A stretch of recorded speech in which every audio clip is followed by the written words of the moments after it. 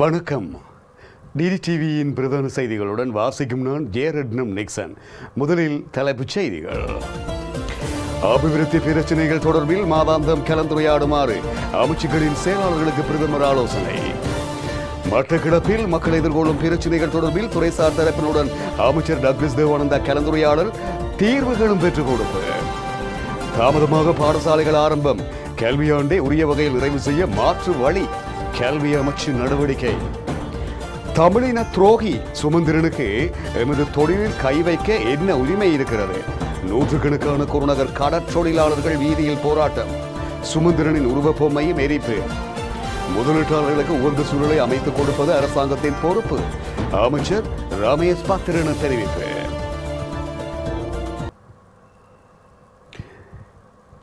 இனி விரிவான செய்திகள்.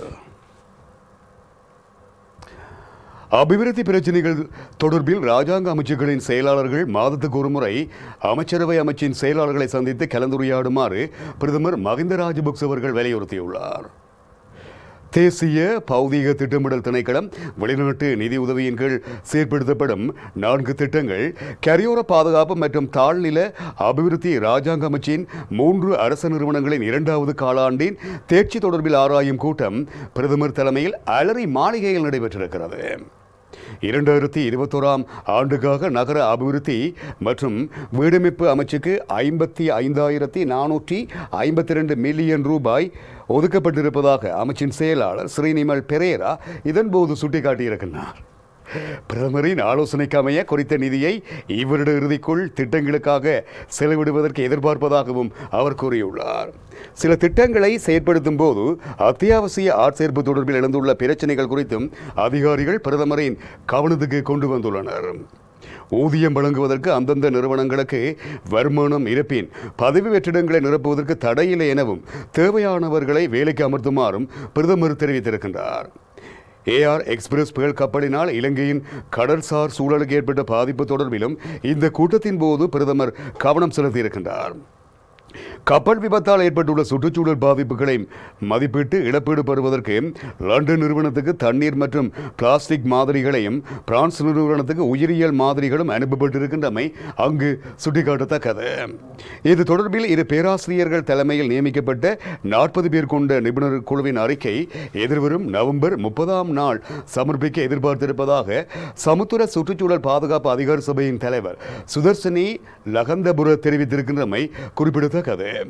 மேலும் நீர்ப்பாசன சுபிட்ச திட்டத்தின் கீழ் 6 மாவட்டங்களில் 65 குளங்களை அடையாளம் கண்டு முன்னெடுக்கப்படும் புனரமைப்பு நடவடிக்கைகள் தொடர்பிலும் இதன்போது பிரதமர் கவனம் செலுத்தப்பட்டது. குறித்த 23 குளங்களின் புனரமைப்பு நடவடிக்கைகள் நிறைவு செய்யப்பட்டிருப்பதாக அதிகாரிகள் இதன்போது குறிப்பிட்டிருக்கின்றார்கள்.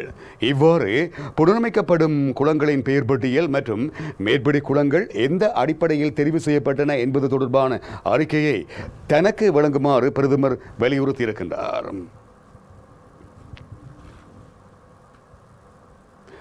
யாரையும் பழிவாங்குவது எங்களது நோக்கம் இல்லை, இருக்கிறதை பாதுகாத்துக் கொண்டு முன்னோக்கி செல்ல வேண்டும் என்பதே எமது நோக்கம் என அமைச்சர் டக்ளஸ் தேவானந்தா குறிப்பிட்டிருக்கின்றார். அத்துடன் 13வது திருத்த சட்டத்தினை அமுல்படுத்த வேண்டும் என்றும் வலியுறுத்தியிருக்கின்ற அமைச்சர், என்னை துரோகியாக்கிய தமிழ் தேசிய கூட்டமைப்பு இன்று அந்த சட்டத்தினை கோரி நிற்பதாகவும் அமைச்சர் சுட்டிக்காட்டினார். மட்டக்களப்பு மாவட்டத்தின் வாகரை பிரதேச செயலாளர் பிரிவுக்குட்பட்ட பகுதிகளில் உள்ள மீன்பிடியாளர்கள் எதிர்கொள்ளும் பிரச்சினைகளை ஆராயும் வகையிலும் எதிர்காலத்தில் வாகரையில் மீன்பிடி தொடர்பில் முன்னெடுக்க வேண்டிய நடவடிக்கைகள் குறித்து ஆராயும் வகையில் அமைச்சர் டக்ளஸ் தேவானந்தா இன்று மட்டக்களப்புக்கு விஜயத்தை மேற்கொண்டார். இதன்போது வாகரை மீன்பிடி திணைக்கள காரியாலய வளாகத்துக்கு சென்ற அமைச்சர் அங்கு விசேட சந்திப்பில் மீனவர்களுடன் பங்கு பெற்றினார். இந்த சந்திப்பில் மட்டக்களப்பு மாவட்ட பாராளுமன்ற உறுப்பினரும் மாவட்ட அபிவிருத்தி குழுவின் இணைத்தலைவருமான சிவனேசதுரை சந்திரகாந்தன் மற்றும் ராஜாங்க அமைச்சர் வியாழேந்திரன், மாவட்ட அரசாங்க அதிபர் கருணாகரன் உட்பட பலர் கலந்து கொண்டனர். இதன்போது வாகரை பிரதேசத்தில் மீன்பிடியாளர்கள் எதிர்நோக்கும் பல்வேறு பிரச்சனைகள் குறித்து கேட்டறிந்து கொண்ட அமைச்சர் டக்ளஸ் தேவானந்தா முக்கியமாக வாகரை பிரதேசத்தில் மீன்பிடி துறைமுகம் ஒன்றினை அமைப்பது குறித்தும் ஆராயப்பட்டது. அதுடன் வாகரை பிரதேசத்தில் மீன்பிடி நடவடிக்கைகளை மேம்படுத்தி இங்கிருந்து தனித்துவமான மீன் ஏற்றுமதிகளை முன்னெடுப்பது குறித்தும் ஆராயப்பட்டது. வாகரை பிரதேச மக்களின் வாழ்வாதாரத்தை உயர்த்துவதற்கு விசேட நடவடிக்கைகள் எடுக்கப்பட்டிருப்பதாக அமைச்சர் டக்ளஸ் தேவானந்தா இதன்போது குறிப்பிட்டார். இதேவேளை மட்டக்களப்புக்கான இன்றைய தினம் 3 நாள் விஜயத்தை மேற்கொண்டிருக்கின்ற அமைச்சர் டக்ளஸ் தேவானந்தா மாவட்டத்தின் பல்வேறு பகுதிகளில் இருக்கின்ற மக்கள் மற்றும் பொது அமைப்புகளின் பிரதிநிதிகளையும் சந்தித்து அமைச்சர் அவர்கள் கலந்துரையாடியிருக்கின்றார். இதேவேளை வாகரையில் கடலுடன் கலப்பு இணைகின்ற முகத்துவாறு பிரதேசம் நீண்ட காலமாக பராமரிக்கப்படாமையினால் ஏற்பட்டிருக்கின்ற மணல் திட்டுகளை அகற்றி பிரதேச மக்கள் எதிர்கொண்டிருக்கின்ற அசௌகரியங்களுக்கு தீர்வு காண்பது தொடர்பான கள விஜயத்தை கடற்றொழில் அமைச்சர் மேற்கொண்டார். சுமார் 500 குடும்பங்கள் வாழ்ந்து வருகின்ற குறித்த பிரதேசத்தில் எதிர்கொள்கின்ற பிரச்சனைகள் தொடர்பாகவும் பிரதேச மக்களினால் எடுத்துரைக்கப்பட்டது. இந்த நிலையில் மட்டக்களப்பு மற்றும் அம்பாறை மாவட்டங்களுக்கான உத்தியோகபூர்வ விஜயத்தினை மேற்கொண்டிருக்கின்ற அமைச்சர் டக்ளஸ் தேவானந்தா வாழைச்சேனை துறைமுகத்துக்கும் கண்காணிப்பு விஜயத்தை மேற்கொண்டிருக்கின்றமை இங்கு குறிப்பிடத்தக்கது. தாமதமாகி பாடசாலைகள் ஆரம்பிக்கப்பட்டாலும் கல்வியாண்டை உரிய வகையில் நிறைவு செய்வதற்காக மாற்று வழிகளை பயன்படுத்த கல்வி அமைச்சு தீர்மானித்திருக்கிறது. இதற்கமைய டிசம்பர் மாதம் கல்வியாண்டு நிறைவடைந்ததுடன் பின்னர் மாணவர்கள் அடுத்த தரத்துக்கு தரம் உயர்த்தப்பட இருப்பதுடன் கைவிடப்பட்ட பாட விதானங்களை ஏதேனும் ஒரு முறையில் பூர்த்தி செய்ய நடவடிக்கை எடுக்கப்படும் எனவும் தெரிவிக்கப்பட்டிருக்கிறது. அது தொடர்பில் தேசிய கல்வி நிர்வாகத்துடன் கல்வி அமைச்சு கலந்துரையாடல்களை மேற்கொண்டிருப்பதுடன் மாற்று வழியாக சனிக்கிழமைகளில் பாடசாலைகளை நடத்துதல், வார நாட்களில் மேலதிக நேரத்தை செலவிடுதல் உள்ளிட்ட விடயங்கள் தொடர்பில் அவதானம் செலுத்தப்பட்டிருப்பதாக கல்வி அமைச்சின் செயலாளர் பேராசிரியர் கபில பெரேரா தெரிவித்திருக்கிறார். அதே நேரம் நேற்றைய தினம் பாடசாலைகளின் ஆரம்ப பிரிவுகளில் கற்றல் செயற்பாடுகள் ஆரம்பித்து வைக்கப்பட்டன. நேற்றைய தினம் 94% அதிபர்களும் 90% ஆசிரியர்களும் பாடசாலைக்கு சமூகம் அளித்திருந்ததாக கல்வி அமைச்சு தெரிவித்திருக்கிறது. மாணவர்களின் வருகை 46% காணப்பட்டதாகவும் தெரிவிக்கப்படுகிறது.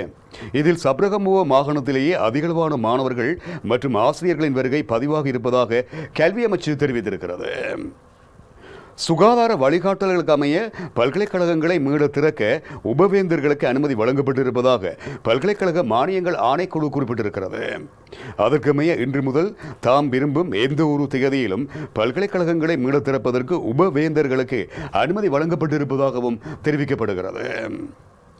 உயர்கல்விக்காக வெளிநாடு செல்ல விண்ணப்பிக்கும் மாணவர்களின் எண்ணிக்கை 3 மடங்காக அதிகரித்திருப்பதாக பரீட்சைகள் திணைக்கள வட்டார தகவல்கள் தெரிவிக்கின்றன. முன்னதாக நாளாந்தம் 350 மாணவர்களே உயர்கல்விக்காக வெளிநாடு செல்ல விண்ணப்பித்திருக்கின்றார்கள். ஆனால் தற்போது அந்த எண்ணிக்கை 1000 அதிகரித்திருப்பதாக பரீட்சைகள் திணைக்கள வட்டார தகவல்கள் தெரிவிக்கின்றன. தமிழ் தேசிய கூட்டமைப்பின் நாடாளுமன்ற உறுப்பினரும் ஜனாதிபதி சட்டத்தரணியுமான எம்.ஏ. சுமந்திரனுக்கு எதிராக இன்றைய தினம் யாழ் குருநகர் பகுதியில் போராட்டம் முன்னெடுக்கப்பட்டதுடன் அவரின் கொடும்பாவியும் எரிக்கப்பட்டிருக்கிறது. இழுவை மடி தொழிலை தடை செய்ய வேண்டும் எனவும் தடை செய்யப்பட்ட தொழில் முறைகளுக்கு எதிரான சட்டத்தை கடற்றொழில் அமைச்சர் கடுமையாக அமல்படுத்தப்பட வேண்டும் எனவும் சுமந்திரன் தலைமையில் கடந்த வாரம் போராட்டம் ஒன்று முல்லைத்தீவிலிருந்து பருத்தித்துறை வரையிலான கடற்பரப்பில் நடைபெற்றது. இதன்போது கடற்றொழிலாளர் அமைப்புகள் பலருக்கு தெரியப்படுத்தாது குறித்த போராட்டத்தின் உண்மைத்தன்மையை வெளிப்படுத்தாது இந்தியாவுக்கு எதிரான போராட்டம் என கூறி சுமந்திரன் முல்லைத்தீவிலிருந்து குறித்த போராட்டத்தை முன்னெடுத்ததாகவும் இதில் தமது அமைப்புகளின் விருப்பு வெறுப்புகளை கணக்கில் எடுக்காது சுமந்திரன் தனது அரசியல் சுயநலனுக்காக அதை முன்னெடுத்திருப்பதுடன் ஆரம்பிக்கப்பட்ட நோக்கத்தை கைவிட்டு போராட்டத்தின் இறுதியில் கடற்றொழில் அமைச்சருக்கு எதிராக அதை நகர்த்தி சென்றது மட்டுமல்லாது இந்திய கடற்றொழிலாளர்களது சட்டவிரோத மீன்பிடி நடவடிக்கைகளுடன் ரோலர் இடுவை மீன்பிடி முறைமையை தடை செய்வதுடன் குறிப்பாக குருநகர் பகுதி கடற்றொழிலாளர்களின் ரோலர் இடுவை மடி மீன்பிடியையும் தடை செய்யுமாறு வலியுறுத்தியிருந்தார். இந்த நிலையில் சுமந்திரனின் கோரிக்கையால் குறிப்பாக குருநகர் கடற்றொழிலாளர்களினதும் குறித்த தொழில் நடைமுறைகளை தடை செய்யுமாறு வலியுறுத்தியிருந்ததாகவும் உள்ளூரில் இடுவை மடி தொழில் செய்யும் மீனவர்கள் பாதிக்கப்படுவதாகவும் தெரிவித்து குருநகர் மீனவர்கள் போராட்டத்திலே ஈடுபட்டிருக்கின்றார்கள்.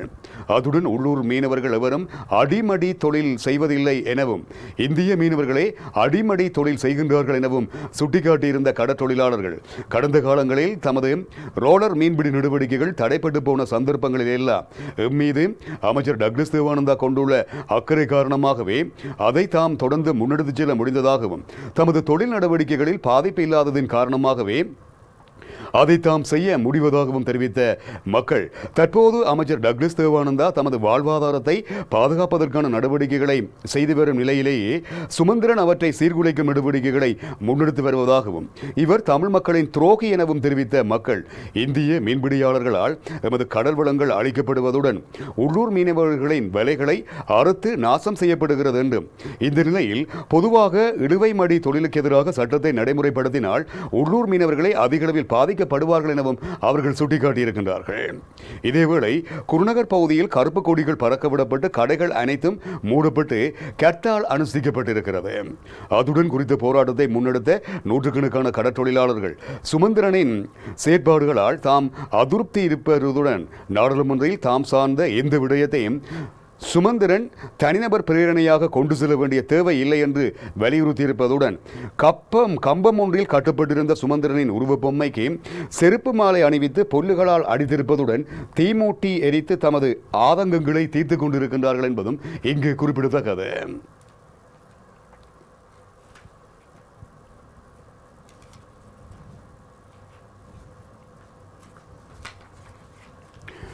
நாட்டை கட்டியெழுப்புவதற்கு அரசு அதிகாரிகள் மிகுந்த பொறுப்புடன் செயற்பட வேண்டும் என தேசிய வீடமைப்பு அதிகார சபையின் தலைவர் துமிந்த சில்வா குறிப்பிட்டிருக்கின்றார். தேசிய வீடமைப்பு அதிகார சபையின் நிதி ஒதுக்கீட்டில் கண்டி கொக்கனகெல மெல்கமன் சந்தி பூஜாப்பட்டி மேல் கெத்துகல்கல ஆகிய பகுதிகளில் நிர்மாணிக்கப்பட்ட வீடுகள் அதன் உரிமையாளர்களிடம் துமிந்த சில்வாவின் தலைமையில் கையளிக்கப்பட்டது. இதன்போதே துமிந்த சில்வா இவ்வாறு கருத்தை வெளியிட்டிருக்கின்றார். மேலும் குறைந்த வருமானம் கொண்ட சாதாரண பொதுமக்களுக்கு சேவையாற்றும் நிறுவனமே வீடமைப்பு அதிகார சபையாகும். அதில் மக்களுக்கு நிவாரணத்தை பெற்றுக் கொடுக்க வேண்டிய தேவை இருக்கிறது. குறிப்பாக கொழும்பு மாவட்ட மக்களுக்காக பணியாற்றும் போது மக்களின் துயரம் எத்தகையது என்பதை நான் அறிந்திருக்கின்றேன். இதன் காரணமாகவே எனக்கு வீடமைப்பு அதிகார சபையின் தலைவர் பதவியை பிரதமர் மஹிந்த ராஜபக்ச வழங்கினார். இதன் ஊடாக எதிர்காலத்தில் 70,000 வீடுகளை நிர்மாணிக்க நடவடிக்கை எடுக்கப்பட்டிருக்கிறது. மக்களுக்கான சிறந்த சேவையாற்றுகின்றவர்களையே பொதுமக்கள் விரும்புவார்கள். நான் அரசியலுக்குள் மீண்டும் பிரவேசிப்பேனோ இல்லையோ என்பது தெரியாது. எனினும் சிறந்த சேவைகளை வழங்கியதன் காரணமாகவே எனக்கு இவ்வாறான பொறுப்புகள் வழங்கப்பட்டிருக்கிறது எனவும் அவர் மேலும் தெரிவித்திருக்கின்றார். நாட்டில் தேவையான உட்கட்டமைப்பு வசதிகளை மேம்படுத்துவதும் அரசாங்கத்தின் பொறுப்பாகும் என்று அமைச்சரவை இணை பேச்சாளர் அமைச்சர் ரமேஷ் பத்திரன தெரிவித்திருக்கின்றார். அரசாங்க தகவல் திணைக்களத்தில் இன்று இடம்பெற்ற அமைச்சரவை முடிவுகளை அறிவிக்கும் செய்தியாளர் மாநாட்டில் ஊடகவியலாளர் ஒருவர் எழுப்பிய கேள்விக்கு பதிலளிக்கும் போதே அமைச்சர் அவர்கள் இந்த கருத்தினை தெரிவித்திருக்கின்றார். மேலும் வெளிநாட்டு முதலீடு இந்த நாட்டுக்கு இன்றியமையாதது. நாம் எதிர்நோக்கும் டாலர் பிரச்சினைக்கு தீர்வாக வெளிநாட்டு முதலீடுகள் இலங்கைக்கு கொண்டு வரப்பட வேண்டும். உலகின் ஏனைய நாடுகளுடன் ஒப்பிடும்போது முதலீட்டாளர்கள் மிக குறைந்தளவு வருகை தரும் நாடுகளில் ஒன்றாக இலங்கை காணப்படுகிறது. அந்த நிலைமை மாற்றப்பட வேண்டும் என்றும் அவர் தெரியப்படுத்தினார். இதேவேளை ஜனாதிபதி கோட்டபாய ராஜபக்ச இந்தியாவில் இருக்கின்ற கோடீஸ்வர வர்த்தகர் ஒருவரான கௌதம் அதானியை சந்தித்தமை தொடர்பாகவும் அவர் கொழும்பு துறைமுக மேற்கு முனையம் குறித்து கலந்துரையாட வந்ததாக த ஹிந்து பத்திரிகை செய்தி வெளியிட்டிருக்கின்றமை தொடர்பிலும் அவரின் இந்த பயணத்தின் உண்மையான நோக்கம் என்ன என்பது குறித்தும் ஊடகவியலாளர் ஒருவர் எழுப்பிய கேள்விக்கு பதிலளிக்கையில் அவர் மேற்கொண்டுவார் குறிப்பிட்டிருக்கின்றார். இந்த பயணம் அவரது தனிப்பட்ட வருகை. நாட்டில் உள்ள முதலீட்டு வாய்ப்புகள் குறித்து அதானி நிறுவனம் விசாரித்து வருவதாக எமக்கு தகவல்கள் கிடைத்திருக்கின்றன. கொழும்பு துறைமுக மேற்கு முனையை அபிவிருத்தி திட்டத்தில் முதலீடு செய்வதில் அவர்கள் விருப்பம் தெரிவித்திருக்கின்றார்கள். அது உட்பட இலங்கையின் ஏனைய முதலீட்டு வாய்ப்புகள் குறித்து விசாரிக்க அவர்கள் இலங்கை வந்திருக்கலாம். இது தொடர்பான உத்தியோகபூர்வ அறிவிப்பு எதுவும் வெளியிடப்படவில்லை எனவும் அவர் மேலும் தெரிவித்திருக்கின்றார். எதிர்வரும் 3 அல்லது 4 மாதங்களுக்குள் பொருட்களின் விலைகள் தொடர்பான சாதகமான சூழ்நிலையை உருவாக்க அரசாங்கம் முயற்சிப்பதாக அமைச்சரவை இணை பேச்சாளர் அமைச்சர் ரமேஷ் பத்திரன குறிப்பிட்டிருக்கின்றார். அத்துடன் உலக சந்தையில் பொருட்களின் விலை அதிகரித்திருக்கின்றமை இதற்கு முக்கிய காரணமாக அமைந்திருக்கிறது. எந்த அரசாங்கமும் தனது ஆட்சி காலத்தில் பொருட்களின் விலைகள் அதிகரித்து செல்வதை விரும்பாது என்றும் அவர் குறிப்பிட்டிருக்கின்றார். பொருட்களின் விலைகள் அதிகரித்திருக்கின்றமையினால் பொதுமக்கள் சிரமத்துக்கு உள்ளாகி இருக்கின்றமை தொடர்பாக நாங்கள் வருந்துகின்றோம் என்றும் அவர் தெரிவித்தார். கோவிட்-19 கொரோனா தொற்று காரணமாக டாலர் பற்றாக்குறை ஏற்பட்டிருக்கிறது. அத்தோடு உலக சந்தையில் பொருட்களின் விலைகள் உயர்வடைந்திருக்கின்றன என்றும் எதிர்வரும் மாதங்களில் பொருட்களின் விலைகள் குறைவடையும் என நம்புவதாகவும் அவர் தெரிவித்திருக்கின்றார்.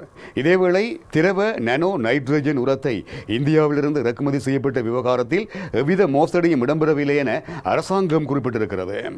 உர இறக்குமதியில் பாரிய பண மோசடி இடம்பெற்றிருப்பதாக எதிர்க்கட்சிகள் குற்றம் சாட்டி வருகின்ற நிலையில் இன்று இடம்பெற்ற அமைச்சரவை தீர்மானங்களை அறிவிக்கும் ஊடக சந்திப்பிலேயே அமைச்சர் ரமேஷ் பத்திரன இவ்வாறு குறிப்பிட்டிருக்கின்றார்.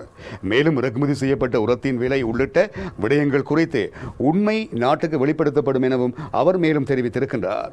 நைட்ரஜன் உரத்தினை விவசாயிகளுக்கு வழங்குவதற்கு தீர்மானிக்கப்பட்டிருக்கின்ற போதிலும் அதன் தரம் தொடர்பாக ஏற்பட்ட சிக்கலால் அந்த திட்டம் நிராகரிக்கப்பட்டிருக்கிறது என்றும் அமைச்சர் மேலும் தெரிவித்தார்.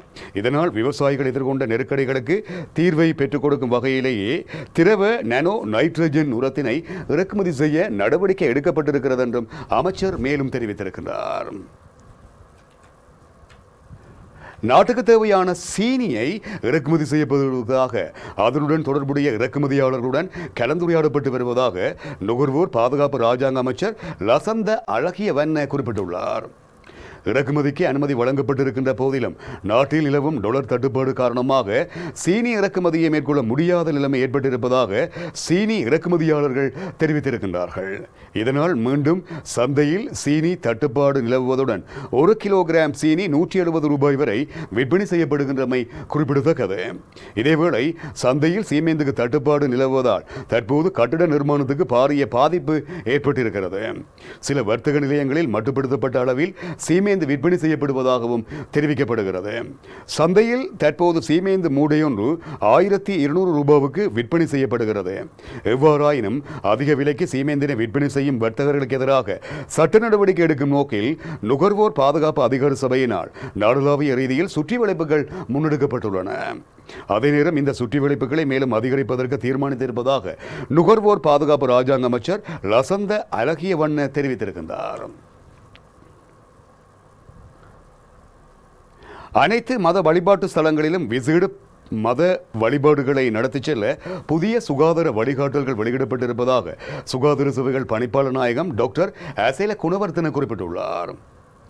பௌத்தர்கள் பௌர்ணமி நாட்களில் மற்றும் போதி பூஜையின் போது 50 பேரின் பங்கு பெற்றலுடன் வழிபாட்டில் ஈடுபட முடியும் என்றும் கத்தோலிக்க, இஸ்லாம் மற்றும் இந்து பக்தர்கள் விசேட மத வழிபாடுகளின் போது 50 பேரின் பங்கு பெற்றலுடன் கலந்து கொள்ள முடியும் என்றும் அவர் குறிப்பிட்டிருக்கின்றார்.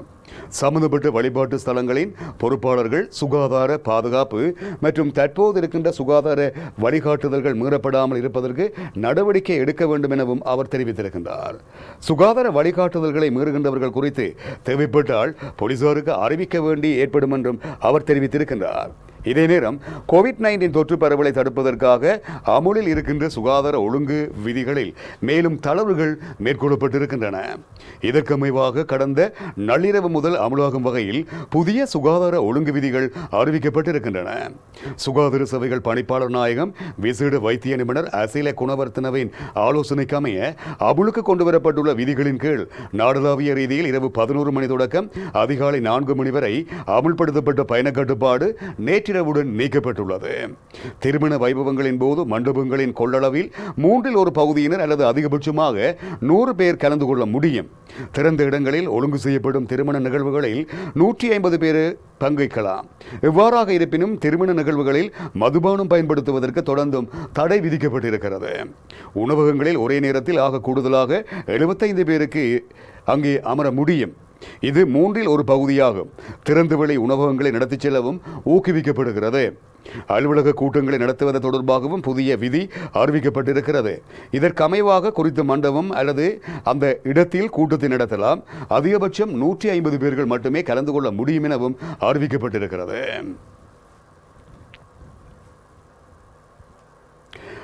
நேற்றைய தினம் 29 கோவிட்-19 மரணங்கள் பதிவாகி இருப்பதாக அது ஏற்றுக்கொள்ளக்கூட முடியாது என பதிவானதை இலகுவாக ஏற்றுக்கொள்ள முடியாது என பிரதி சுகாதார சேவைகள் பணிப்பாளர் நாயகம் விசேட வைத்தியர் கேமந்த கேரத் தெரிவித்திருக்கின்றார். இவ்வாறு கோவிட்-19 மரணங்களின் அதிகரிப்பதற்கு கோவிட் தொற்றாளர்களின் அதிகரிப்பு காரணமா என்பது தொடர்பில் ஆய்வு செய்து வருவதாகவும் அவர் குறிப்பிட்டிருக்கின்றார். எந்த ஒரு சந்தர்ப்பத்திலும் கோவிட்-19 மரண எண்ணிக்கையை அதிகரிக்க வாய்ப்பிருப்பதாகவும் அவர் தெரிவித்திருக்கின்றார். இதனால் பொதுமக்கள் அனைவரும் அவதானமாக இருக்க வேண்டும் எனவும் அவர் வலியுறுத்தியிருக்கின்றார்.